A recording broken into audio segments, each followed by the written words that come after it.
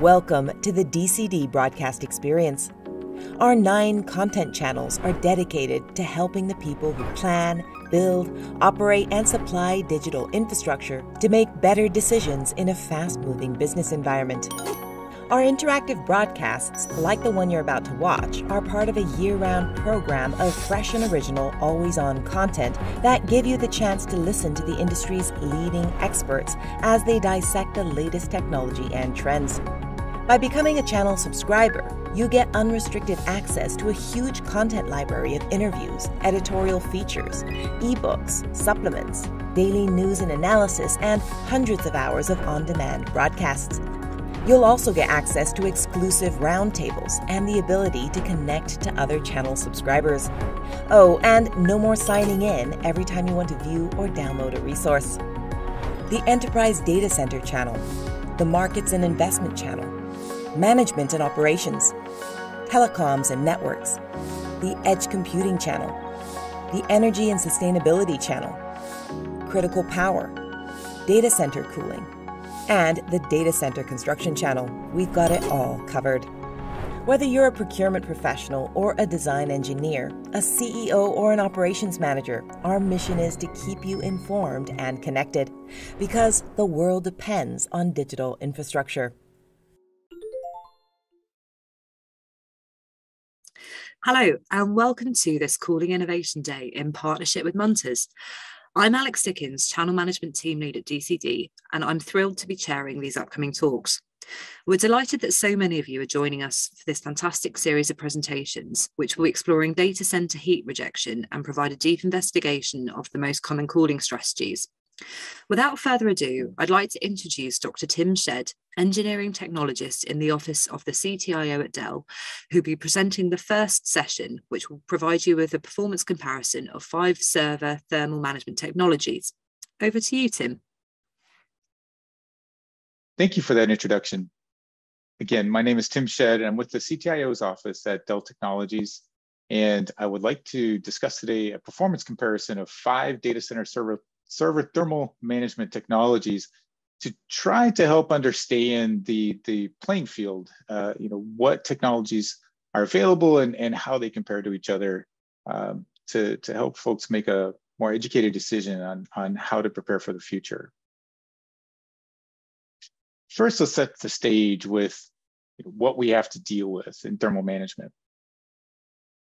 Most of you are well aware of the rapidly increasing power of the processors inside of servers. We are today looking at 350 watt to 400 watt TDP CPUs. What many people don't think about, however, is the plot that you see on your right. And this is simultaneously with the increasing CPU powers is a decrease in the chip package temperatures. So we've got the squeeze going on. We've got more power to remove, but we've got less temperature difference typically to remove it. So that puts pressure on us to figure out exactly what is the most useful, most effective thermal management system for your particular application. In this study, what we did was we looked at 6 different technologies for removing the heat from the chip package out to the facility cooling water, looking at 2 different air cooling configurations, 1U and 2U heat sinks, looking at direct liquid cooling with single phase water and 2-phase systems, as well as immersion systems deploying single phase and 2-phase technologies. Again, in order to do an apples to apples comparison of just the heat removal technologies, the technologies that interface directly with the IT gear, we are going to focus on the technology cooling system, the part in blue in the figure at the right. This is because this is common to virtually every data center cooling system.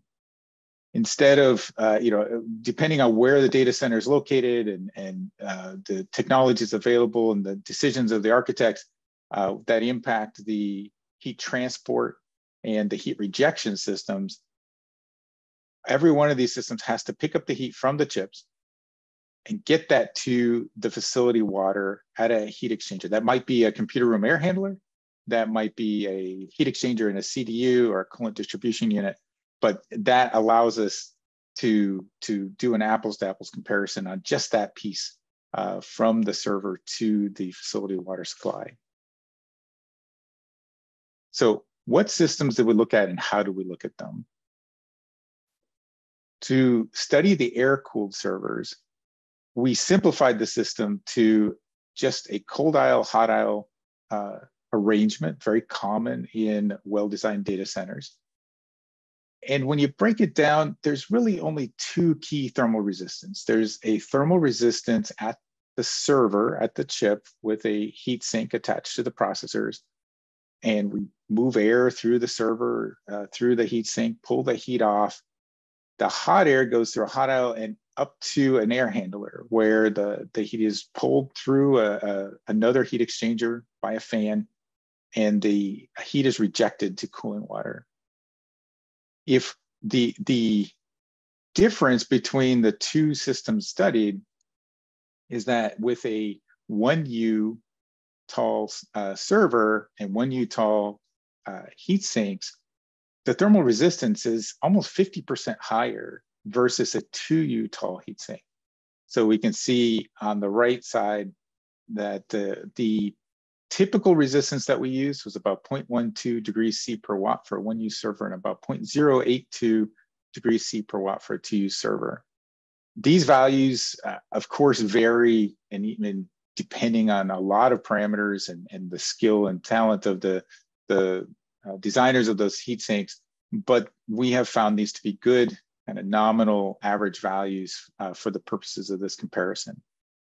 Finally, there's a thermal resistance in degrees C per kilowatt for the computer room air handler. That's because we're taking all of the heat, not from one server, but from all of the servers in a rack or in a room, and putting that heat and rejecting that heat through one heat exchanger. So that's why we use a different unit there, because it's a much lower resistance, but still important. You'll see when we get to the results. The next technology that we've modeled is a simplified model for single phase oil immersion. Just very similar to the air cooling model, we have two thermal resistances. We have a resistance at the server between the chip package and the oil in the oil tank. And then we have a thermal resistance between the oil that has to be pumped through a plate heat exchanger and the facility water supply. So two resistances, about 0.13 degrees C per watt for the package to oil resistance, and about 0.2 degrees C per kilowatt at the CDU, or the exchange between the oil and the water. Two-phase immersion is a little more complicated because we're going to take the heat, we're going to transfer it from the package, the processors, by boiling a fluid that's in a large container tank. And then that's going to generate vapor that must be condensed on a row of, or several rows, excuse me, of pipes to condense that vapor back down into liquid, which essentially drips back down into the tank. It's a very simple system, it's elegant, but that condenser adds a resistance to the system. The water that flows through the condenser typically then flows through an additional coolant distribution unit, or CDU, because we really do want to manage dew point and things like that. So we want to have an additional control and fluid conditioning unit in the CDU. So there's an additional heat exchanger there. So we see these three resistances with the theta sub CL down in the right-hand corner. This is a function of power, because as I boil, the greater the heat flux, actually the lower the thermal resistance. So we wanted to capture that in that formula. The condenser is more constant, especially in this format that's used typically for two-phase immersion.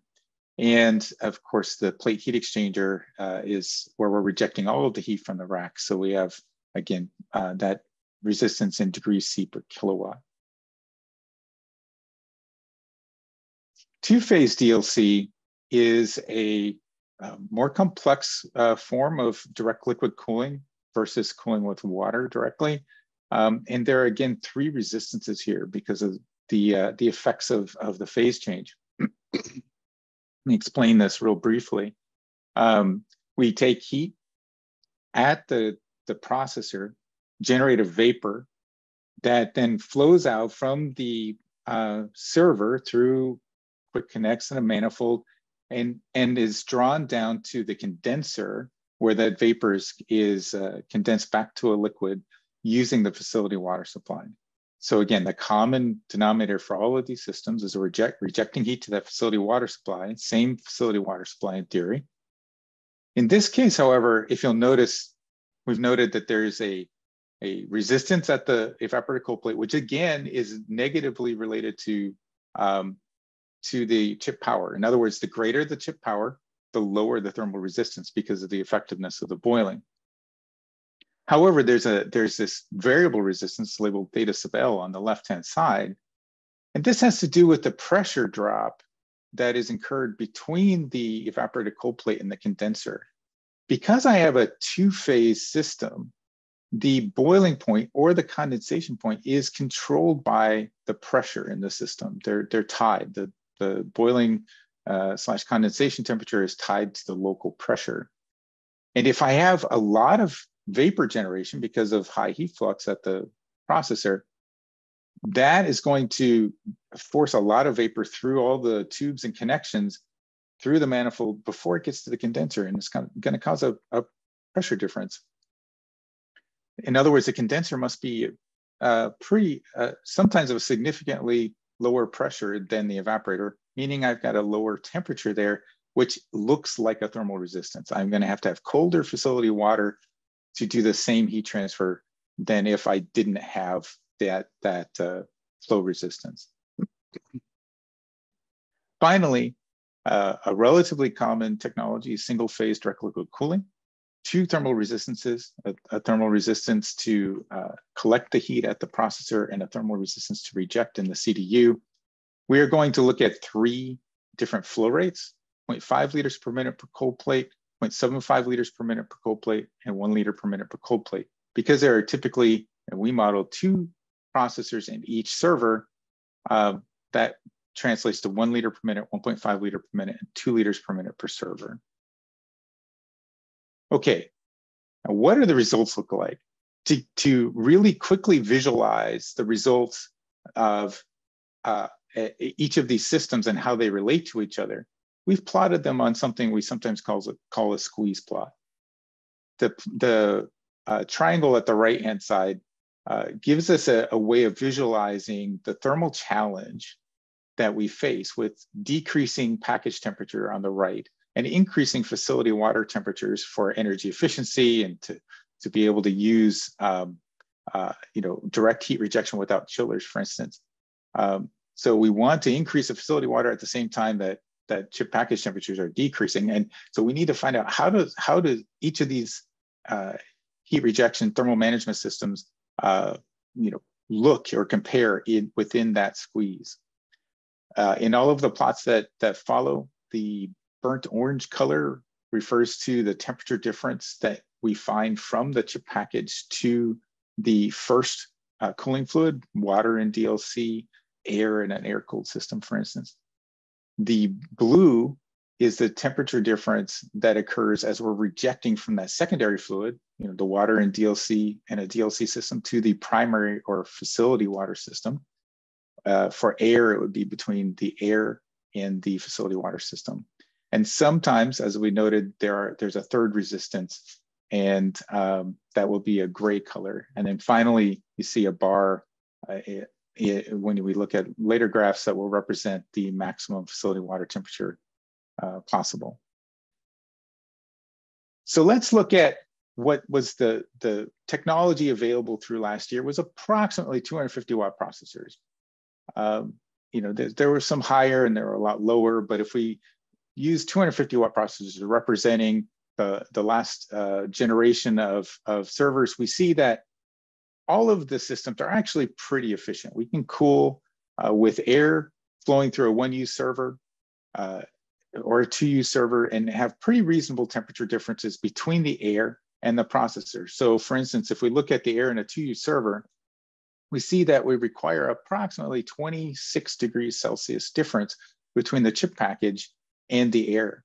So if I have air flowing through the server at 25 degrees Celsius, that keeps my chip package at about 51 degrees Celsius. So that's pretty reasonable. We also note that single phase immersion is, in this case, exactly as efficient as the air in a 1U server. That is actually not a new result. We've known this for some time, but it's interesting to see it play out on this plot exactly this way. Two-phase immersion is more effective than the air cooling and single phase immersion. And the DLC technologies, two-phase and single phase, all cluster together at the bottom with 1 liter per minute per processor or cold plate, or 2 liters per minute per chassis, requiring only about 8 degrees Celsius to cool 250 watt processor. And again, we're assuming that I've got 32 servers in a rack full of 250 watt processors. Now, if I look at the current generation of processors, where we're seeing 350 watts to 400 watts per processor, we see that that temperature difference required to push that heat out from each of the processors all the way to the facility water increases. So the line for air in a 1U, for instance, goes up quite a bit. We now require just over 50 degrees Celsius between the chip package and the air flowing through, and the water required to get the heat out of the building. Single phase immersion requires even a greater temperature difference just due to the physics of flowing oil over that processor heatsink and being able to pull that heat out and get it all the way to the facility water. As we look down toward the bottom of the plot, we see that the three DLC technologies are again quite efficient, with ranging between about 15 degrees Celsius temperature difference and say about 11 or so. Finally, let's look at the next generation or even current generation GPUs. What we see is that with 500 watt processors, single phase DLC is still quite effective. We're looking at about 25 degrees Celsius temperature difference between the chip packages and the cooling water, the facility water for the lowest flow rate. Two-phase DLC, because of that extra resistance, is now creeped just above the single phase DLC. Again, that pressure drop resistance coming into play. It's not a big impact, but it's noticeable. And key to note is that we no longer feel comfortable trying to cool 500 watt processors in a 1U server. It becomes very challenging. There's not a hard cutoff, but maybe it's 400 watts, maybe it's 450, 425. But what we can say is that 500 watts, the temperature difference between the facility water and the chip package is just really large. It's bigger than 60 degrees Celsius. The same thing with single phase immersion. So for the next generation, we're just seeing some challenges with those technologies, but we can still cool, we believe, the processors with air and a 2U server. So how does this translate to your facility cooling water?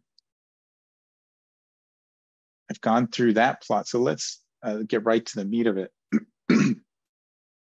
If we target trying to maintain cooling with 32 degrees C facility water, in other words, basically eliminating compressors in many climates to generate 32 degrees C, we can see that at 250 watts, all of the technologies function in that environment. We have assumed a processor case temperature of 80 degrees C, which is not related to any particular model. There's a lot of different case temperatures that the silicon vendors recommend, but as a typical number, it's a pretty good point to start. So we see that the single phase DLC allows theoretically very warm water, not typical to run that hot. Even air in a 1U server only requires 44 degrees C facility water. Now, we've made simplifications the actual systems will run a little differently, but it gives you some idea. I do want to talk briefly about the two-phase immersion plot because it looks different than everything else. That's because we're assuming that there's a fluid in the tank that boils at 50 degrees Celsius. And that's going to lock in the temperature at which condensation happens. So we have a thermal resistance from that condensation point of 50 degrees Celsius downward to where the cooling water needs to be inside the pipes and the condenser, and then an additional CDU resistance, a small one. And then going up, we see the resistance between the boiling fluid and the processor temperature. You can see that that resistance is quite low, but it is now referenced to the 50 degrees C temperature. If we increase to the current generation, 350 watt processors, we see the challenges start to occur. We see that we're going to need typically cooler water for air in a 1U and single phase immersion. We're getting really close to the limit actually with two-phase immersion, while the DLC technologies remain quite robust. And this is both the increased resistance and also the fact that as we increase the power at the chip, the package temperature, the case temperature drops a bit. So we've modeled that as dropping by 5 degrees Celsius down to 75 degrees C. Again, different processor models have different constraints on that, some even more aggressive than that, than 75 degrees C. So something to pay attention to. Now there's an impact of rack load. So if I go from 32 servers in a rack to 64 servers in a rack, so doubling the rack load, I see even more challenges with my water temperature and increases in that thermal resistance of the final rejection heat exchangers, whether it's the condenser or the water, the liquid to liquid heat exchangers, which is typically blue. So we're seeing some challenges of the technologies on the left, while the DLC technologies are really all faring quite well. Finally, as we look to the next generation of 500 watt processors, we find that again, we're pretty challenged with air cooling. We are aware that there's always innovation and ways to improve heat sinks. And so, we do anticipate that we will be able to cool with air in 2U and 3U in larger form factors, but some challenges there. The two-phase immersion is functional, but it's starting to require some pretty cool water. And again, the DLC technologies are still allowing quite warm water, maybe some real opportunities for heat reuse and so on when we're talking about 48 degrees C and 50 degrees C water temperatures. So for this analysis, what we see is air cooling is seeing increasing challenges. We do know that there are some innovations going on, but realistically, we're going to have to start looking at larger chassis to be able to accommodate the high thermal powers that we see. DLC, single phase, is definitely capable of going well beyond 500 watt TDPs. We're seeing potential to go much beyond that, actually. Two-phase DLC is also quite capable. Maybe starts becoming a little more resistant, offer a little more resistance in single phase, but it's quite comparable. And immersion, in both the technologies, we're just currently, as we understand it, we're seeing some challenges as the TDPs increase above 350 watts to 500 watts. We understand that there's going to be continued innovations there, but right now it looks like DLC is really the technology that's best suited for moving forward to the future. I want to now translate what we've just covered as far as the technologies that are available to how that impacts data center thermal energy as a whole. How much is your investment in liquid cooling, for instance, going to impact your energy consumption? And so the purpose of this next sub-study was to compare the impact of energy consumption on adding direct liquid cooling to traditional perimeter air handlers, or replacing perimeter air handlers with close coupled air, like an in-row cooler or a rear door heat exchanger. We're adding direct liquid cooling to that close coupled air cooling configuration. And then finally, to take a look at, what's the impact of the climate, of going from a relatively moderate climate to a hot climate. So back to this plot again. Before, when we were just comparing the heat collection technologies, we were focused on the blue area on the right side of this slide. However, in this case, we actually want to take into account every part of the heat rejection system, from the heat collection all the way to the heat rejection. That requires some simplifications and idealizations, of course. So I'll go through those as we in the next slides. So we're going to focus on heat collection with two types: computer room air handlers or perimeter air cooling. Again, assuming that we have hot aisle and cold aisle isolation, or close coupled air cooling, which could be in-row coolers with hot aisle or cold aisle containment, or rear door heat exchangers, where we're running cooling water to each rack, and each heat exchanger receives that cooling water directly. Now, we can also look at adding direct liquid cooling. So we're pulling the heat now directly into water at the processors and cooling everything else in the chassis, in the computers, with air. So, the diagrams here look very much the same, but just an indication that we're adding some coolant distribution units, some additional piping to pull the heat off of the processors, and then reducing the air-cooled heat load. And then, as I mentioned earlier, the heat rejection system has to be, simplified for this study, so that we're comparing apples to apples, doing the same thing every time. So we're going to assume that we have a heat rejection system that is a fluid cooler with fans and pumps that provides the heat sink for a chiller when the temperatures are too warm, or just using an economizer where we can bypass the compressors and go straight to the facility water system. So we'll use this every time. This is the benefit of this is models kind of an air-cooled chiller. It models a way to reject heat from a data center without consuming any water, which is very important. The computers are modeled using an approximate model for how the computers respond to the air-cooled environment.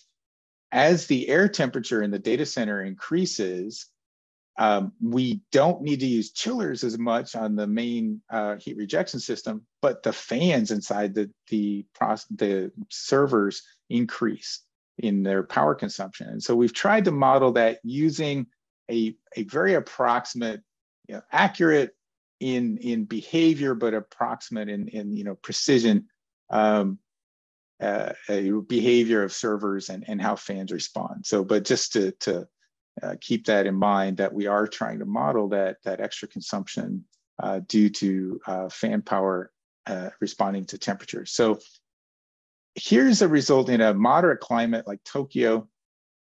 If the data center temperature is at 20 degrees Celsius, what we can see on the far left of this bar graph is that the orange bars are IT energy. That's the energy consumed by the servers, including the fan power inside of the servers. The blue bar is the cooling energy consumed from the server all the way to outside. So it doesn't include the fans in the servers, but it includes everything else. And then the gray bar is the miscellaneous energy, the lights, the losses due to power transmission, and so on. So what we can see from this is, as we step from the perimeter air cooled on the far left, the next step is hybrid. In other words, we're going to add DLC. So if you look at that orange bar, it's decreased just a little bit, and the blue bar is also decreased. So we're using fewer fans in the servers, and we're using less energy from end to end. If I go to close coupled air cooling, though, I see that I increased that orange bar again, but I've decreased the blue bar. And finally, if I combine close coupled air cooling with DLC, we see the greatest decrease overall. As I step from left to right, you see what happens when I increase the air inlet temperature at the servers from 20 to 25 to 30 to 35 C. And if you were to follow the trend of the orange bars, you'll see that they climb up as the fan power increases. But there's some benefits as the blue bars actually shrink. And this plot makes that really clear. So those two effects of the fan power increasing, but the total energy for heat rejection decreasing, balance each other out until about 27 degrees Celsius, 27, 28, at which point you're starting to consume more energy net for your data center because of the increasing air temperature. And this is a result that's interesting because our colleague who participated in some of this, David Moss from Dell, he found this result back in, say, 2008, 2009, and published a paper on that back then. So it's very consistent over the years, even though the physics and servers have changed. Still, a good recommended temperature is about 27 degrees Celsius. We can break this down even further and compare. There's a lot of detail here. And so we can say, well, cooling energy definitely decreases with increasing server inlet temperature. The miscellaneous energy is pretty constant, but the server energy increases significantly. So that's just supports what we've noted before. Now, if I look at breaking this down by technology, from perimeter air cooling to just adding DLC and perimeter air cooling, or close coupled air, or DLC plus close coupled air, and I look at it as a function of climate, from a cooler climate like Ashburn, Virginia, to a moderate climate like Tokyo, to a warm climate like Phoenix, excuse me. What we see is the climate has a relatively minimal impact. It's about a 5% increase in energy consumption. The model is pretty good, but I'm not sure that it's good enough to really nail a 5% difference. But there's clearly an increase, just maybe not as dramatic as you might think, and that has a lot to do with engineering better heat rejection systems. So I now can present these in terms of a power usage effectiveness, or something called a total power usage effectiveness. And I'll explain why that is. But basically, the total power usage effectiveness tries to pull the fan power and power supply losses out of the server, so that we can truly get an understanding of the effectiveness of the usage of energy, in the data center. The PUE has been a great tool. It's helped us drive energy consumption of data centers down.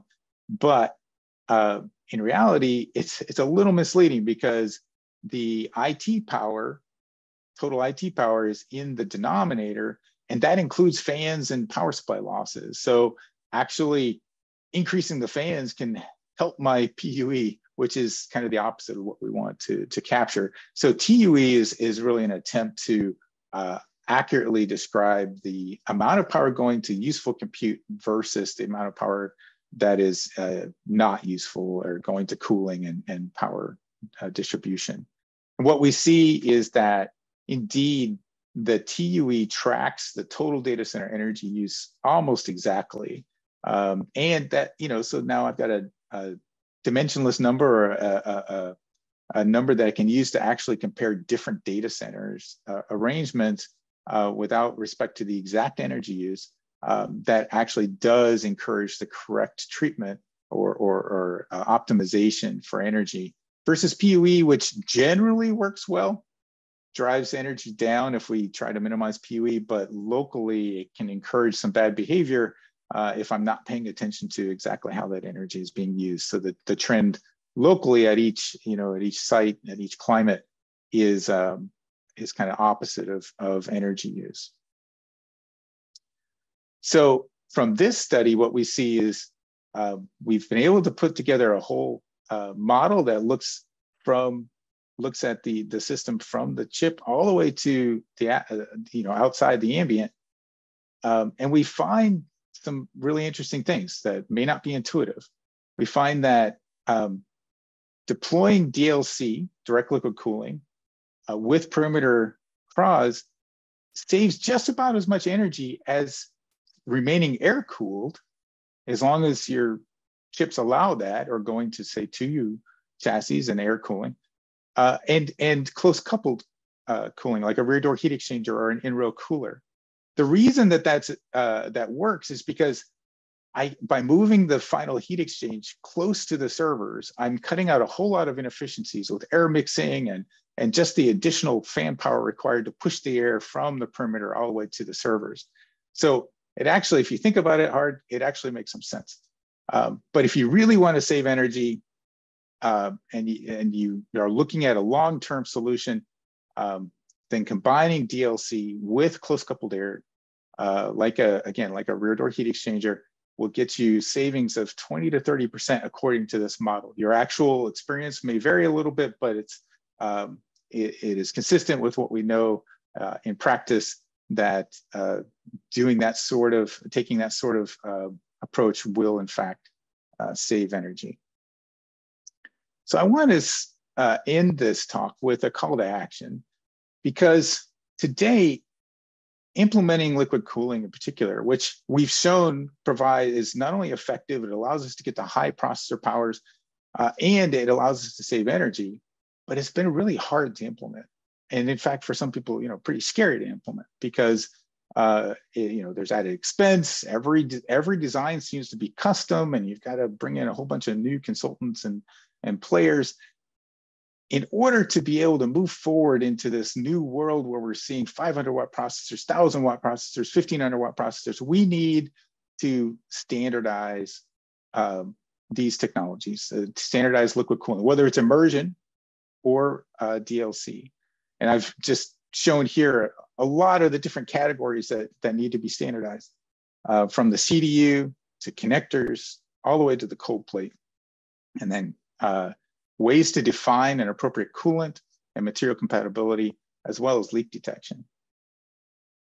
So each of those different categories areas can be broken down into, we need to standardize hydraulics, thermal quality and reliability, mechanical materials. And for the operating equipment, the CDUs, we need telemetry and security and redundancy. There's a lot of work to be done here.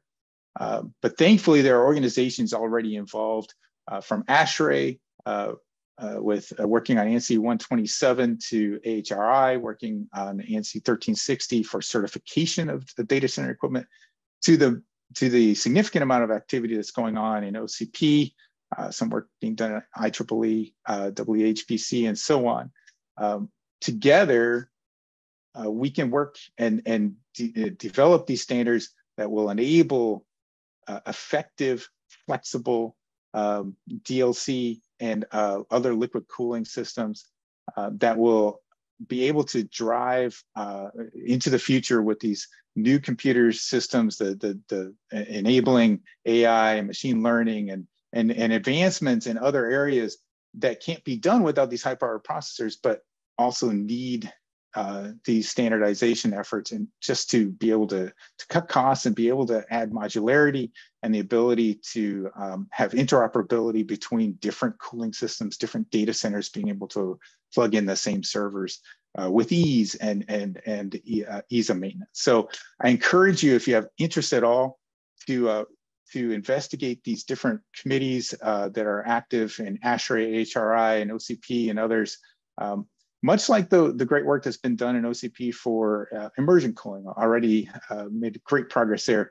We need to duplicate that and expand that for DLC and the rest of the liquid cooling technology. So with that, I want to thank you for this opportunity. Thanks for paying attention to this point. And I look forward to discussing all of this further in the panel that's going to be immediately following. Tim, thanks so much for a great presentation, and thanks to the audience for sending questions in. A reminder, we'll be holding a live Q&A session at 12:15 Eastern Time, at which point we'll bring all the speakers together to tackle these queries. We'll be hearing more from Tim, as well as a number of other panellists in a few minutes when we begin the next session. See you in a moment.